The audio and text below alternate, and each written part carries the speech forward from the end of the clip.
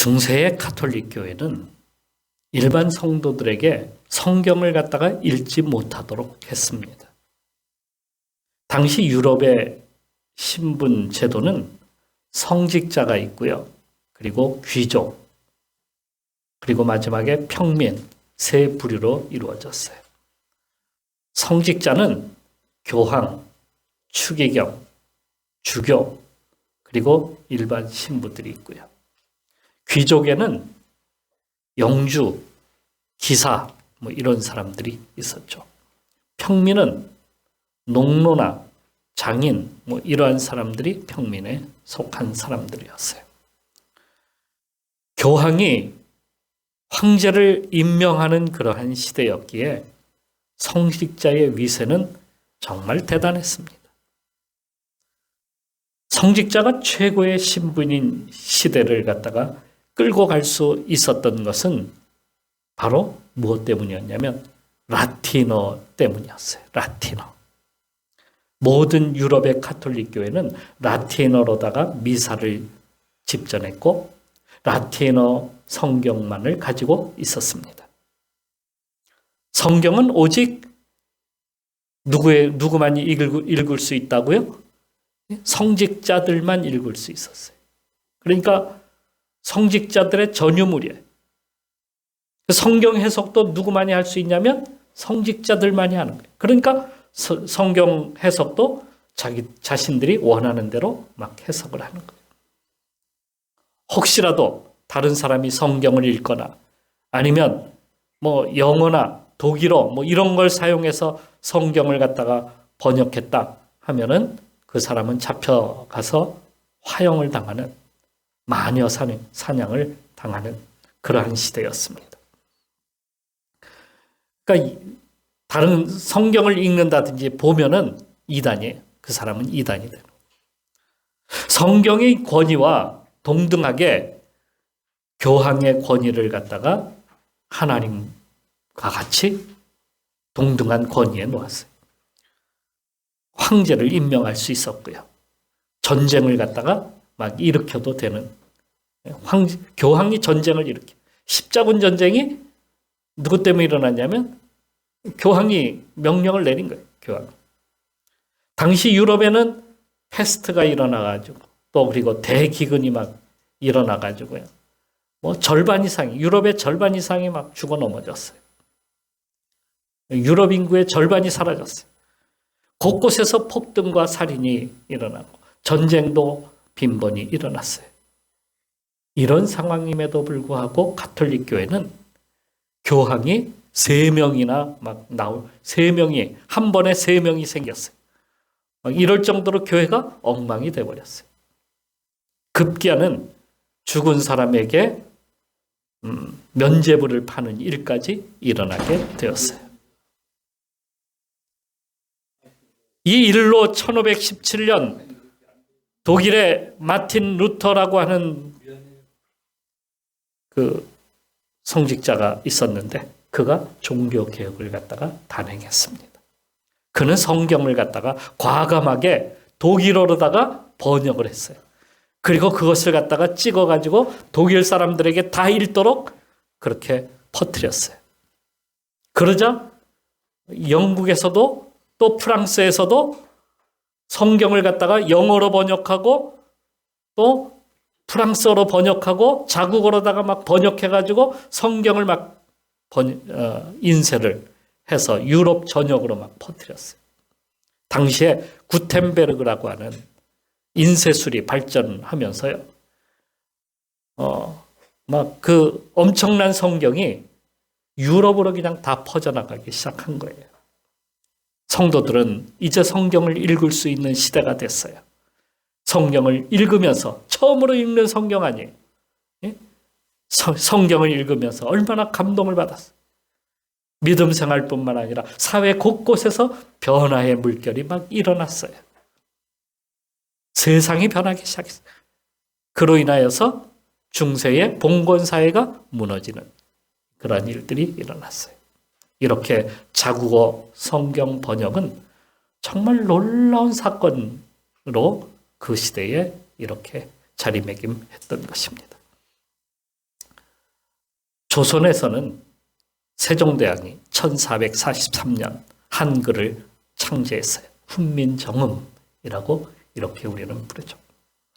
당시 조선은 중국 글자를 가져다가 사용을 했습니다. 모든 공식 언어는 한문이었어요. 한자. 일반 백성들은 그러니까 어떻게 되냐면 일반 백성들은 너무 어려워. 까막눈이야. 일반 백성들은 글자를 몰라요. 자연히 사대부나 양반들이 쓰는 언어가 언어만이 그 한자만이 통용이 돼요. 글을 모르니 글을 아는 이 양반들에게나 정부나 모든 관리들에게 굴종할 수밖에 없어요. 글을 모르니까. 가난하게 살 수밖에 없어요. 아무것도 모르니까. 양반 어린아이가 천민에게 뺨을 갖다가 쳐도 하소연할 곳이 없어요. 여성도 마찬가지였어요. 그러니까 서당 이런 데 가면은 여자는 앉을 수가 없었어요. 여자는 갈 수가 없어요. 남자아이들만 가는 거예요. 그러니까 여자들은 글을 배울 기회가 없어요.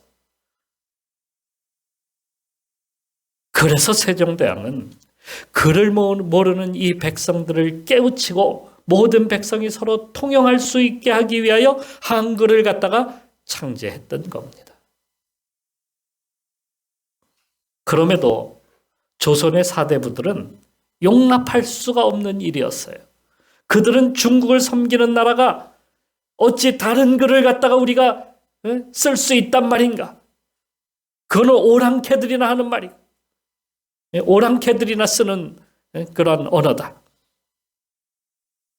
강력히 반대했어요. 중국이 이것을 알면 우리는 어떻게 되겠는가? 이렇게 생각을 하면서 중국 편에 서서 절대로 훈민정음, 이 한글을 갖다가 반포해서는 안 된다고 반대를 했어요. 오죽했으면 집현전 학자들까지 반대하고 나섰어요. 반대자가 얼마나 많았는지. 옥에 갇히고 파직당하고 매를 맞고 하는데도 그들은 끝끝내 반대를 했어요. 자연히 한글은 어떻게 됐냐면 훈민정음이 모든 백성들에게 다 알리고 그것을 갖다가 나라 글로 했으면 좋겠는데 그렇게 되지 못하고 언문이 되고 말았어요. 공식 언어는 계속해서 한자였고 한글은 언문이라고 하는 낮춰진 언어, 낮추게 부르는 언어, 상스러운 언어 이런 거였어요. 그러니까 누가 배우는 거예요? 그거는 이라고 하는 좀 아래 것들이 배우는 여자들이 배우는 그 언어가 바로 언문, 한글이었던 겁니다. 그렇다고 해서 문학이 발달되고 문법이 생기고 막 그래갖고 사람들이 그것을 깨우치기 위해서 막 열심히 한 것도 아니에요. 그냥 알기 위해서 그렇게 배웠어도 써먹을 것이 없어. 글자를 통용해야 한다니까. 문학이 있는 것도 아니니까. 읽을 기회도 없고 쓸 기회도 없어. 자연히 한글은 어떻게 됐겠어요? 점점 사라져버리는 거예요. 한문은 정부와 사대부 상류사회의 통용어가 되었고 평민이나 천하게 여기는 사람들만이 한글을 조금 알까? 그 정도였어요. 이렇게 한글은 우리 것임에도 불구하고 우리 것이라고 부르지 못했어요. 우리 것인데도 우리 것이라 이렇게 말하지 못하는, 아버지를 갖다가 아버지라 부르지 못하는 그러한 시대가 조선시대였던 겁니다. 그렇게 한글이 만들어진 지 400년이 지났음에도 어떤 문학도 생기지도 않았고 체계도 갖추지도 않았어요. 엉망이었어요. 문법도 없었어요. 전혀 발전되지 못했어요. 그냥 사라져버릴 위기에 처해진 것이 한글이었던 겁니다. 그런데 어떻게 한글이 어떻게 우리 글이 될 수 있었을까요? 한글의 진가를 발견한 사람들은 조선 사람들이 아니라 선교사들이었어요. 한글을 빠르게 배우면은 하루아침에, 하루 몇 시간이면 배운다는 거예요. 또 늦어도 며칠이면 한글을 깨우칠 수 있을 정도로 그렇게 아주 쉬운 과학적인 그러한 글자였기 때문에 세계 최고의 글자다라고 하는 것을 선교사들은 배우면서 알게 되었어요.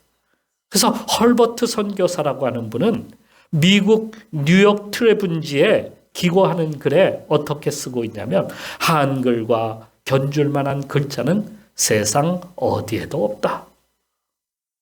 그 정도로 한글이 정말 대단한 글자다라고 하는 것을 그렇게 칼럼을 통해서 거기다가 기고를 한 적이 있습니다. 1875년 스코틀랜드 로스 선교사라고 하는 분은 만주 선양에 갔다가 조선 사람을 처음 만나게 되었어요. 이 조선 사람들은 외부인들, 특히 서양 사람들을 만나는 것을 굉장히 꺼려했어요.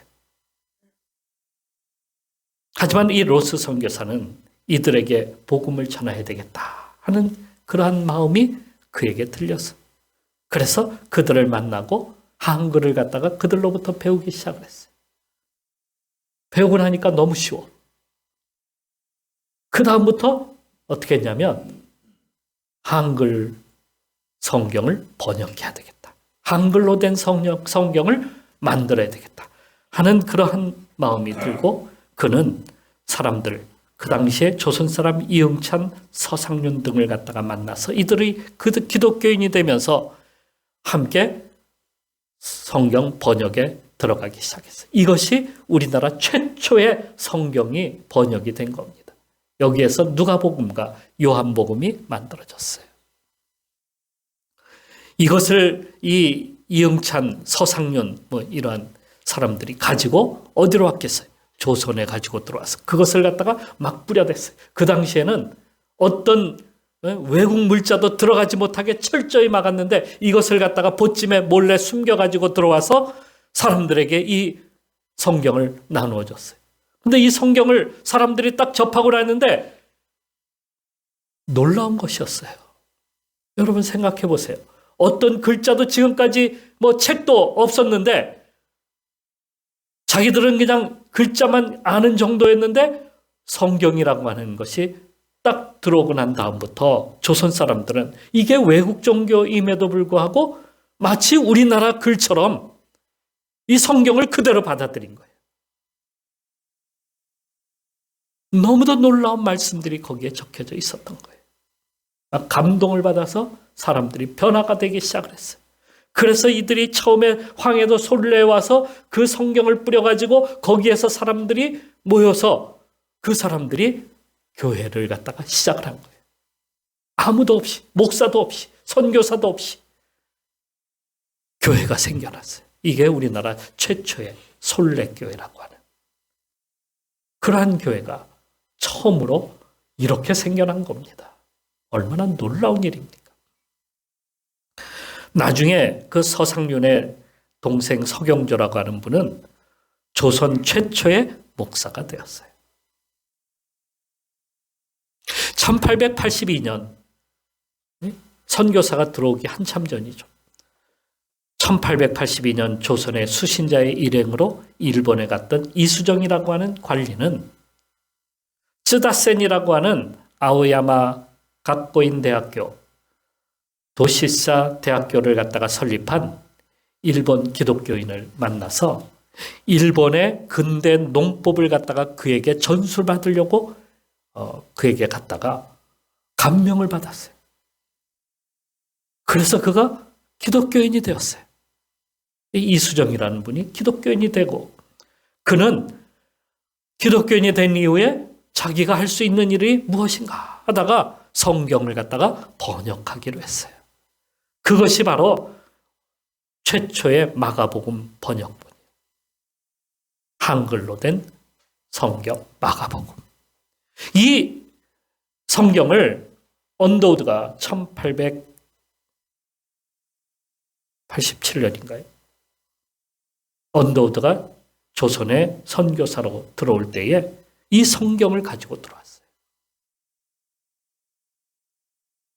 선교사들은 다시 성경을 한글로 번역하기 시작을 합니다. 그것을 성도들에게 나누어졌어요. 한글이 통용어가 되지 않았기에 한글로 된 성경을 접한 사람들은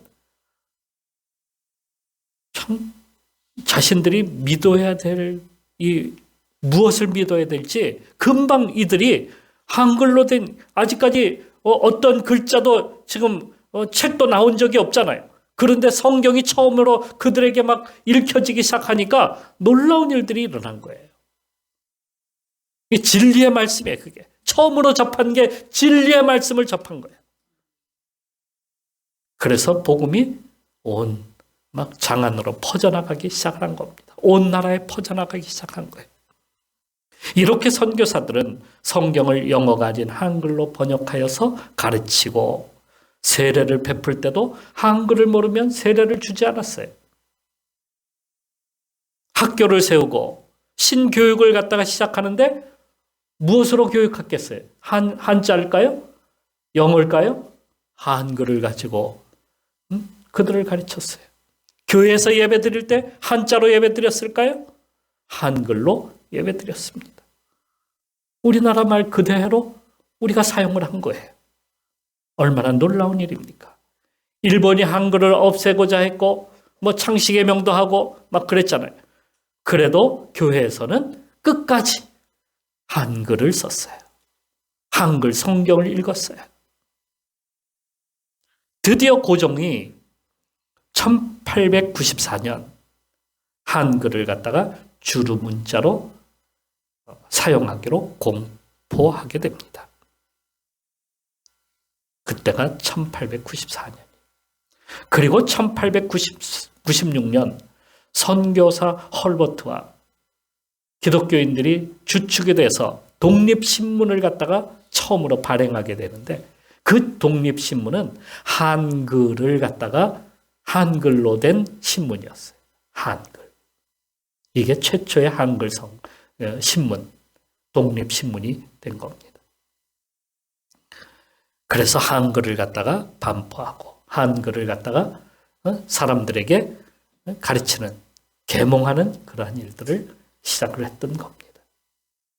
그래서 우리나라의 주류 문자가 된 것이죠. 한글은 복음 전파에 꼭 필요한 글자였습니다. 이것은 감춰져 있는 보물과 같았어요. 한글을 갖다가 깨우치고 그리고 읽는 성경은 가슴을 갖다가 뛰게 만들었어요. 읽을 때마다 처음 보는 놀라운 글자들은 살아서 막 움직이기 시작하는 겁니다. 가장 복되고 거룩한 성경이 아름다운 글자 한글과 만나니까 막 은혜가 폭발이 된 거예요. 한글과 성경이 만나는 순간에 엄청난 놀라운 역사가, 성령의 역사가 막 일어난 겁니다. 오순절 사건 이상의 그러한 역사가 우리나라에도 막 일어난 거예요. 한글은 어떤 표현도 다 할 수 있어요. 어떠한 소리도 다 낼 수 있어요. 어떠한 글자도 다 만들어낼 수 있어요. 그래서 성경을 읽는 사람들은 막 얼마나 놀라운 하나님의 은혜를 경험했는지 모릅니다. 디모데후서 3장 말씀해 보면 성경은 능히 너로 하여금 그리스도 예수 안에 있는 믿음으로 말미암아 구원에 이르게 하는 지혜가 있게 하느니라 하는 말씀처럼 말입니다. 우리에게 새로운 역사들을 갖다가 막 창조하는 그것이 바로 한글로 된 성경이었습니다. 그래서 성경을 읽는 사람들은 그 순간부터 구원받고 기독교인이 될 수밖에 없었어요. 다른 서적이라고 하는 것이 없었기 때문이죠. 성경이 인쇄되어서 보급되는 순간 너도 나도 성경을 읽기 위해서 교회를 찾아왔어요. 성경을 읽으려면 교회를 찾아왔어요. 한글이라고 하는 어떤 책을 갖다가 만나기 위해서는 교회로 올 수밖에 없었어요. 그게 성경이니까. 한글 복음은 곧 복음이 보급되는 일이었어요. 전의 조선은 주자성리학인 유교를 종교처럼 믿었어요. 그런데 그것은 모두가 한자로 된 겁니다. 사서삼경, 삼강오륜, 뭡니까 이게? 한자어로 된 거예요. 그리고 주자성리학자들은 중국을 갖다가 상제의 나라로 그렇게 여기고 섬겼어요. 만일에 이 주자성리학을 갖다가 모든 사람들이 믿도록 한글로 번역을 했다면은 어떻게 될 뻔했을까요? 우리나라는 기독교를 갖다가 받아들이지 않았을 겁니다. 불교 경전을 한글로 번역해서 사람들에게 읽히게 했다고 한다면 불교가 자리 잡았을 거예요. 가톨릭 천주교가 우리나라에 들어왔을 때에 한글로 번역된 성경을 갖다가 만일에 나눠줬다고 한다면 달라졌을 겁니다. 그런데 당시에 읽을 수 있는 한글책은 없었어요. 오직 선교사들이 가지고 들어온 이 성경 외에는 한글로 된 것이 없었어요. 그러니 한글 보급이 얼마나 빨랐겠어요. 성경을 읽으면 바로 보급이 되는 거예요. 한글이. 우리나라의 한글이 확 퍼지게 된 거는 성경이라는 사실이에요. 성경을 읽었기 때문에. 거기다 선교사들이 처음 학교를 세웠는데 제일 먼저 무엇을 가르쳤겠어요? 성경을 가르쳤어요. 주기도문을 가르치고 기도를 가르치고 기도하는 방법을 가르쳤어요. 물론 당시에도 한글을 천시하던 사람들이 있었습니다. 지체 높은 양반네들이죠. 그들은 한글이 언문이라고 괄시하고 천하게 여겼어요. 천시했어요. 마치 한문을 읽으면은 한문을 볼 줄 알고 읽을 줄 알면 자기가 무슨 대단한 사람이 된 것처럼 그렇게 여겼던 시대가 있어요. 오늘날에도 무슨 한자 조금 더 알고 글자를 갖다가 한문으로 좀 표현할 수 있으면 자신이 대단한 것처럼 여기는데 과거에도 그런 사람들이 많았어요. 한자를 알면 한자는 물론 언어를 더 아는 것은 좋은 일이죠. 그런데 한글을 천시하고 한자가 무슨 대단한 글자인 것처럼 그렇게 여기고 살았던 사람들이 있었다는 거예요. 그래서 복음을 갖다가 복음을 받아들이는 것을 꺼려해요. 복음을 받아들이는 것을 천시해. 그게 한글로 된 거니까. 한글로 되어 있으니까. 복음 자체를 갖다가 받으려 하지를 않아. 마치 십자가를 믿지 않는 사람들은 십자가를 어떻게 봅니까? 십자가를 우습게 여기죠. 천시하죠. 한글 성경을 그렇게 여겼다 하는 것입니다. 하지만 선교사들은 포기하지 않았습니다. 이렇게 쉬운 언어로 성경을 읽는다면 누구나 다 구원을 받을 수 있을 것이 아닌가. 그들의 반대에도 한글은 한글로 된 성경과 한글로 된 찬송을 갖다가 불렀어요. 정말 한글은 우리나라에게 주신 하나님의 축복이 아닐 수가 없습니다. 놀라운 언어였어요.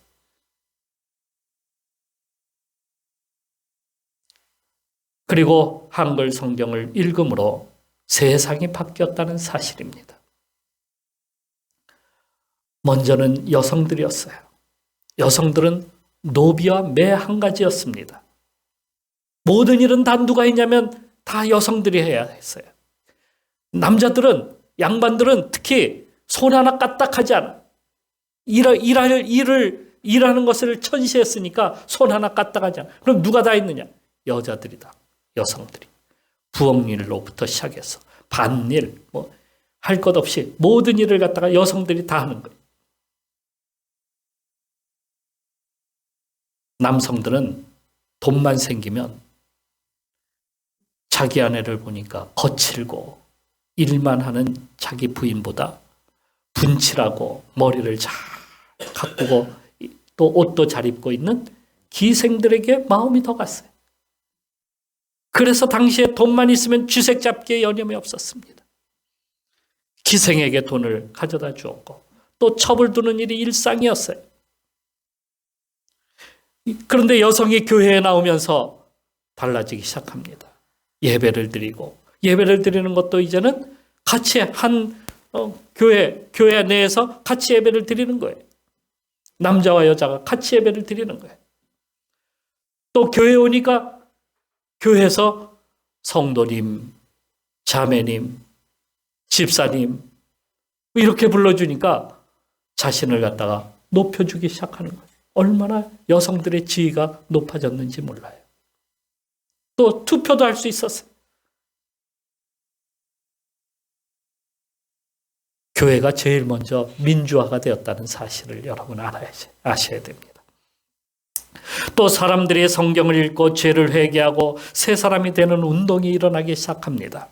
남성들은 술과 쥐색 잡기를 버리고 첩질하는 것도 버립니다. 매일 싸움만 하던 사람들이 성경을 읽고 새 사람이 되었어요. 술집을 하던 사람들이 술집을 버리고 차라리 나는 막노동을 하면서 사는 것이 더 낫다. 죄를 지면서 사는 것보다. 이렇게 해서 사람들이 변화되기 시작합니다. 그를 몰랐기에 사회에 어떤 도덕적인 근간이 있었는지 전혀 몰랐는데 성경을 읽고 난 후부터 그것이 바로 도덕 기준이 되기 시작합니다. 그러니 사회가 질서가 세워지고 거짓말을 갖다가 주로 하던 이 조선 사람들이 더 이상 거짓말이나 악한 말을 하지 않기 시작합니다. 그를 몰라서 무지와 미신과 온갖 악한 일을 해도 그것을 제어할 장치가 하나도 없었는데 글자를 읽기 시작하면서 새로운 규율과 규칙을 이해하고 따르게 됩니다. 이런 규칙과 규율을 세우기 위해서 독립신문이라는 것이 생겨나고 그것을 통해서 무지와 암흑과 같은 세상에 살던 이 조선 사람들을 계몽하는 그러한 일들을 하게 된 겁니다. 사회가 변하기 시작했어요. 당시에 천하게 여기던 사람들이 교회에 나오고 양반들도 어쩔 수 없이 하나님을 믿고 교회에 나오게 됩니다. 함께 교회에 나와서 앉아 있는 거예요. 어떻게 감히 과거에는 양반 옆에 어떻게 앉을 수 있었어요? 그런데 같이 앉아서 예배 드리는 거예요. 높고 낮음이 주 앞에서는 없어진 겁니다. 사회의 개혁이 일어나고 봉건 사회가 무너졌어요. 과거에 천시하던 사람들이 지금은 교회의 장로가 되는 겁니다. 교회 장로가 되니까 양반들도 이 장로, 김 장로 이렇게 불렀겠어요? 장로님. 아니 과거에는 노비였었는데 그런 노비를 이제는 장로님이라고 이렇게 불러주는 거예요. 얼마나 세상이 달라지는 겁니까? 사회가, 세상이 이렇게 변하는 겁니다. 누구든지 열심히 일하면 이제는 그거 예전에는 다 빼앗겼어요. 관리들에게 빼앗기고 또 그리고 양반네들에게 다 빼앗겼는데 이제는 열심히 일하면 누구든지 부자가 될 수 있는 길이 열렸던 겁니다. 그리고 또 남을 도울 수 있는 길도 열렸어요. 자본주의 사상이 그들에게 이제는 들어가기 시작을 하는 겁니다. 높은 자나 낮은 자나 모두 성경을 읽을 수 있으니 그것을 읽으면 내가 누구인지를 알게 되고 그리고 복을 주시는 분은 하나님이시다. 그분 앞에 나가면 우리가 구원을 받는다는 사실을 성경을 통해서 알게 되는 거예요. 이 얼마나 놀라운 변화가 일어난 겁니까? 여러분, 우리는 5,000년 역사 이래로 엄청난 변형을 갖다가 이루고 살고 있어요. 이런 시대가 없었어요. 그 번영을 갖다가 가능케 한 것이 바로 한글입니다, 여러분. 우리가 한자를 지금까지 한자만 고집하고 한자만 우리가 사용했다고 한다면 우리는 아직도 절반 이상이 까막눈으로 살고 있었을 겁니다. 그리고 중국에 종속되어서 아직도 가난을 벗어나지 못하고 사는 백성일 겁니다. 그런데 우리가 한글을 읽으면서 자주적인 생각이 우리에게 생겨나고 한글을 읽으면서 우리도 이제는 하나님 믿고 구원받는다라고 하는 사실을 알게 되고 엄청난 진리를 우리가 알게 됨으로써 변화가 되어서 이렇게 지금까지 살아왔음을 우리는 깨달아야 합니다. 그러므로 우리도 성경을 읽음으로 한글을 바로 세워나가고 번영을 이루어가는 우리 성도들이 되시기를 주님의 이름으로 축원합니다. 기도하겠습니다.